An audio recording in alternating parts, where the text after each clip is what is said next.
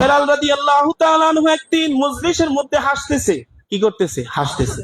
রাসূল সাল্লাল্লাহু আলাইহি সাল্লাম জিজ্ঞাসা করতেছে, ও বেলাল তুমি কেন হাসতেছো? রাসূল সাল্লাল্লাহু আলাইহি সাল্লামের প্রশ্নের উত্তরে বেলাল বলতেছে, নবী হাসবো না কেন? আপনার হাতে যদি ঈমান থাকতো তাহলে আপনার চাচা আপনার বংশের মধ্যে কেউ ঈমান হারা হইয়া মারা যাইতো না। আল্লাহ পাক আমাকে বড় ইহসান কইরা ঈমান নামক দৌলত দিছে। আল্লাহ পাক বড় ইহসান কইরা আমাকে ঈমান দিছে। এই জন্য আমি এই খুশিতে হাসতেছি। জোরে বলুন সুবহানাল্লাহ।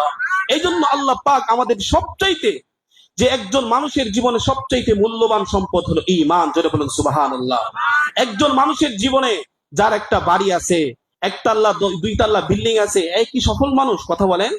আপনার বাড়ি গাড়ি টাকা পয়সা কিছুই থাকবে না।